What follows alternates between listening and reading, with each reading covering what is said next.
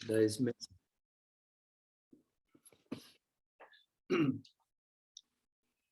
Throughout the week, I think lots of us have realized the ups and downs of life. And we realize that the bottom line is we have life. And how we express that life is up to us. Talk about celebration. It's got a few different meanings. There's three in particular from the dictionary. One is to acknowledge, number two, to perform, or to honor. So to acknowledge a significant or happy day or event, or to perform a religious or holy ceremony, which doesn't mean, all the trimmings and noises and things. We can celebrate quietly. And we honor and celebrate famous people. And we've certainly seen that happen over the last year with so many famous people passing into spirit who've been honored. And we give thanks to celebrate life. So between Christmas and Easter, we're going through a symbolic journey from Advent to Lent, where we celebrated the resurrection of the Christ within us. And we allow this new idea of this Christ child to take hold. Symbolically, Easter's almost upon us. And we know that as we do this year after year after year, hopefully seeds are sown and grow as in the parable of the sower. And we become aware of that inner power of which we have in us. This, of course, was a symbolic time, this conscious awareness of this journey from Adam to Christ. So we allow this idea to take hold in us. But it doesn't have to happen in those 3 weeks between December and April. This can happen anytime when we are ready. Sometimes we think we're ready, but we go back. And as we know, life is a continuum. We seem to get to one point and then we have to come back again and start again from a new perspective. 2 steps forward, 1 step back, and on it goes and on it goes. However, this symbolism, this wonderful metaphysical approach to the Bible and spiritual teachings is a gift from our Unity teachers and others that are in the New Thought movement. People are collecting things that have gone back over 100 years in the International New Thought archives. And really, looking back, there is really nothing new that we are discovering. I had a chance to go into those archives many years ago, 2014, seems like many years ago, and come up with some wonderful writings of people like Emma, Curtis, Hopkins, Quimby. There they were. People have collected these things, and they're all in the same spot, this library in Mesa, in Arizona. So I want to celebrate life, because this is the school of life. And there's always something to celebrate. Now, I don't mean to, if you're unhappy, like as the song says, as probably Beverly has sung many times, the Nat King Cole song, pretend you're happy when you're blue. Doesn't quite work that way. I think we celebrate by going into our pain, into our misery. Let it happen. And I'm going to read to you from one of my old books. I reckon you've all had this one. It's The Prophet. I've got 2 books I'm going to quote from today, The Prophet and The Rubaiyat of Omar Khayyam. I'm sure you've all got those books. I've had this since I was 17.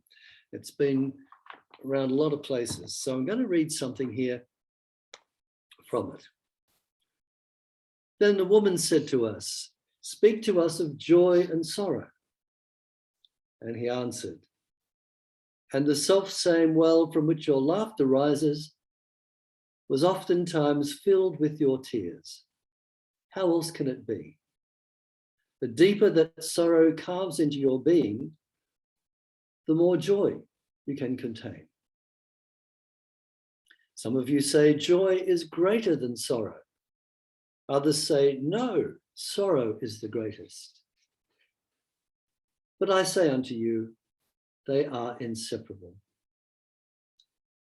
Verily, you are suspended like scales between your sorrow and your joy.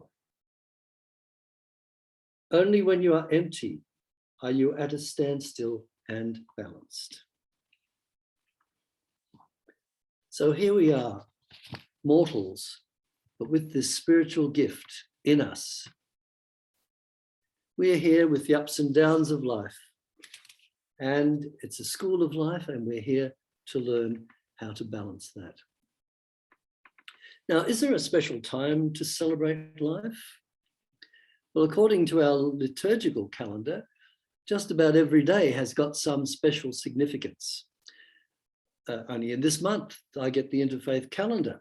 And on the 10th of January, we celebrated Bodhi Day, which is a Buddhist celebration.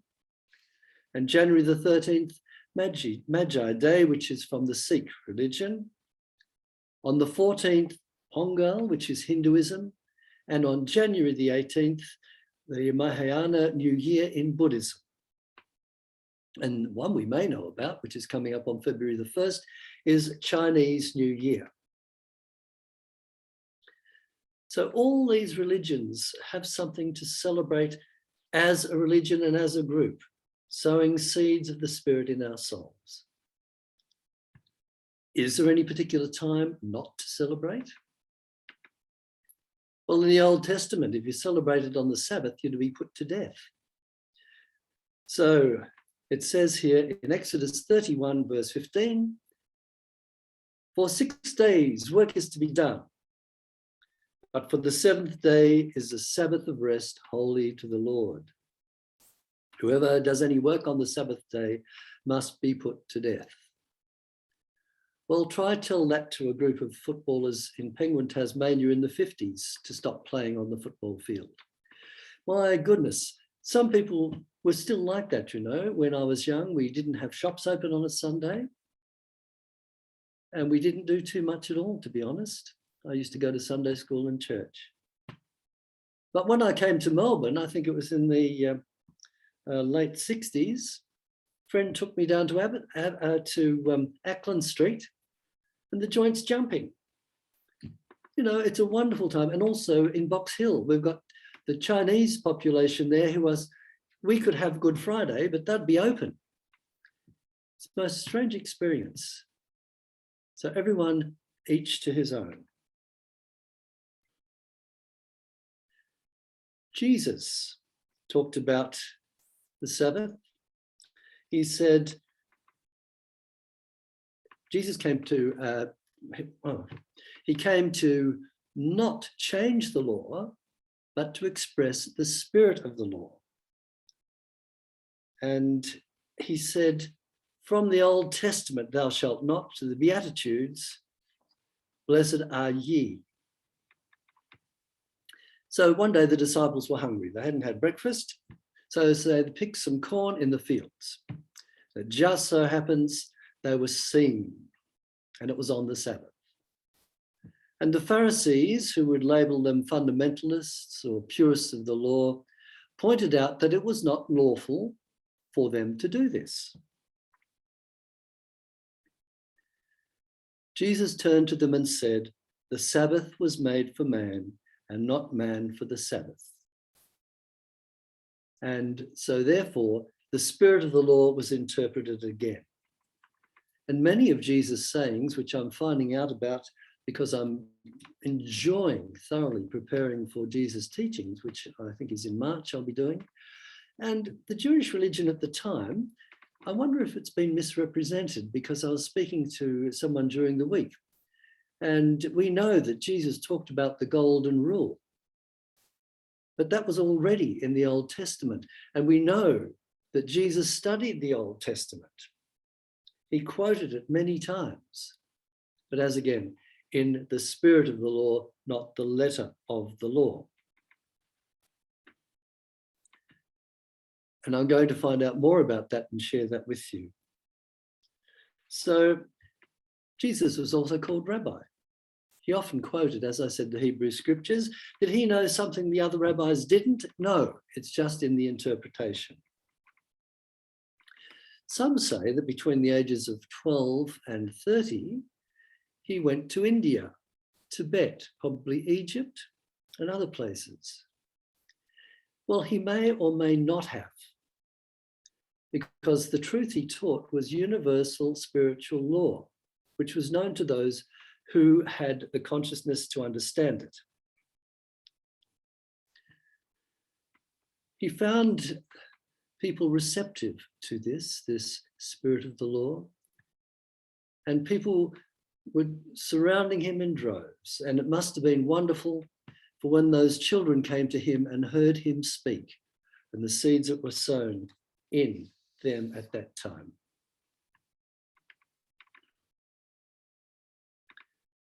You know, there are many ways to celebrate life and its occasions. From the grand carnivals of the world, religious and secular, to the quiet, private moments, reliving a precious memory.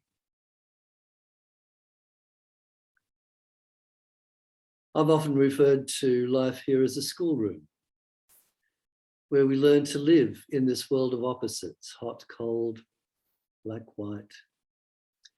And as I commenced my talk today, we sometimes swayed between the both. And we appreciate Buddha's saying the middle way, to try and keep that equilibrium. Don't know that we ever do, but instead of those waves going up and down, get a little bit smoother. In referring to the earth as a schoolroom, I don't want to give the impression that there's something else after this, because now is the only moment we've got.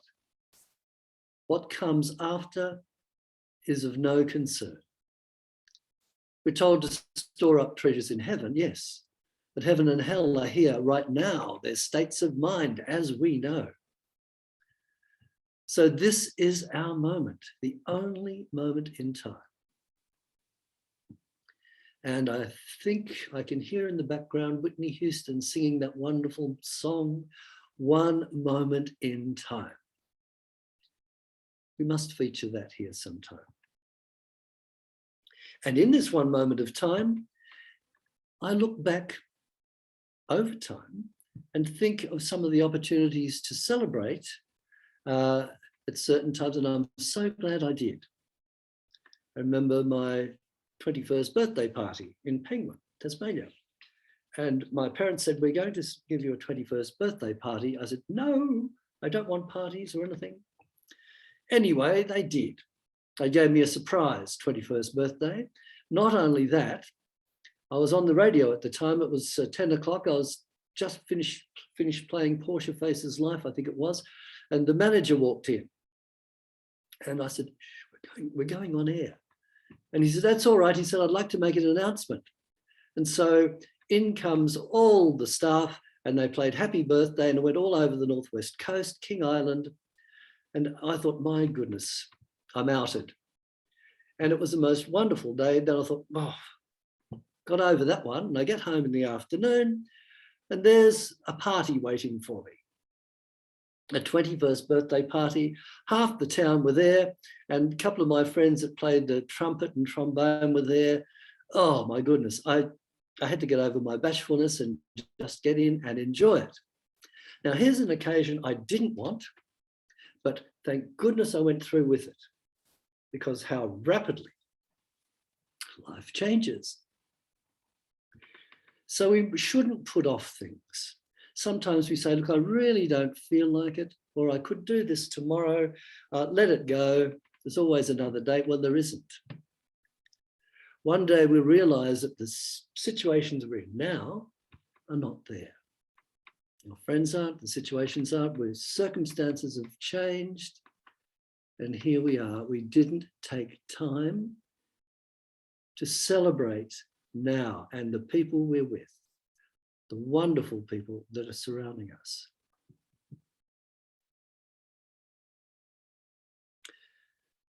We can celebrate life and fulfill life for others, by ourselves, or with others. And as yesterday's daily word, which I alluded to just earlier, it was wonderful to read it. It said, when I give my time and energy to a cause or a person, I feel a special kind of fulfillment. It's great to know I am making a positive difference. And we all do that to each other. I'm grateful that I was given piano lessons when I was young. That's something I did want to do. Even though I'm not a professional musician anymore, music has been a part of my life. Music, broadcasting, and the interfaith studies and spiritual studies. Sometimes it's odd when people say, what do you do? I thought, now who will I be? So I usually just say, oh, look, a bit of everything, and leave it at that. But sometimes it's not that easy to be brushed off. I know in our local pub here, I don't go there much now, but when I first came up here, there's a little old piano in the corner. And I couldn't resist. I went along and I said to the owner at the time, can I try this out? And he said, sure. And I started playing. It was an old honky-tonk thing. A couple of the notes didn't go, but it had soul. It had soul. It played a mean boogie, a good ragtime. And while I was playing, a bus load pulls up out the front of the pub. Mind you, this is 11 o'clock in the morning. Don't ask me what I was doing there then, but I was. And 20 people walk in. And I stopped playing, and the publican said, no, keep playing. And I thought, look, I've given up playing professionally. And these people came in, and it was like as if that's what happened at that pub every day. So, and it was wonderful because the atmosphere would have been so different if it was just them. And that's happened many times. I've been to places where people have been sitting around and they're just, something's missing. And I find out it's someone's birthday and I go and play the piano and all of a sudden the joint's jumping. I only have to play about 2 songs, but then everyone gets on and does their own party piece, which they really wanted to do in the first time they came in. So I've had joy in my life watching people celebrate and me celebrating with them. Now, do all celebrations need to be grand affairs with music and dancing? I've quoted from the prophet and now from my other dear book, which is still standing because it's hardcover, that's the only reason, the Rubaiyat of Omar Khayyam.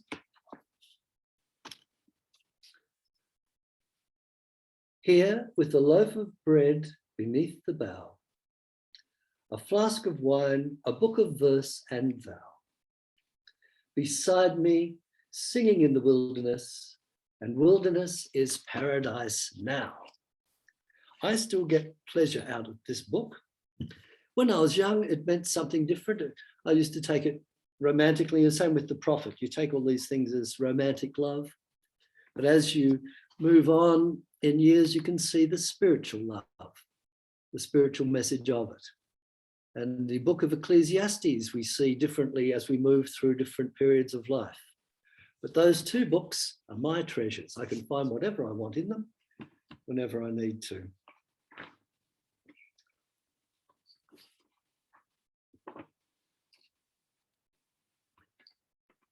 Some occasions, as I said when we first started, there are 3 ways to celebrate life. One occasion is to acknowledge, to perform, or to honour. To perform seems a strange way when we talk about a religious or holy ceremony. And Holy Communion is one. I enjoy this ceremony because I can see it metaphysically. And I didn't realise it was there.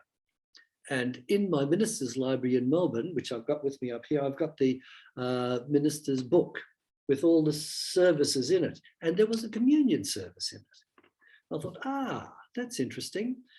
It's probably a bit, even that is a bit too ponderous for how I would do it. But one of these days, I think we're going to try one. Maybe Easter time, we'll do a really good metaphysical communion because its symbology, again, is wonderful. The breaking of the bread represents the stirring into action, in consciousness of the inner substance of spirit. Sharing of the wine symbolizes the vitality that forms the connecting link between our soul and our body. I think we'll do that, and we'll have a fuller explanation as we get closer to Easter, which really isn't that far away, is it? Other groups celebrate with dancing and other special things out in the open, like the solstice. I'm a big fan of that, especially being here in the country. The atmosphere is wonderful at different times. It's a great place to just sit in the paddock and just feel nature. Summer, autumn, winter, and spring. It's all different. So why wait? Let's celebrate with others together, and even alone we can celebrate. We can celebrate the gifts of spirit. What a gift. And if we're not living life to the fullest, I don't think we're really being fair to our souls and the power that spirit has invested in us. Mind you, that doesn't mean to say we have to live life at the full tilt, because even resting is important. Resting and doing nothing is an essential part of what we need. As the Bible says, come ye apart a while. Be still, know that I am God.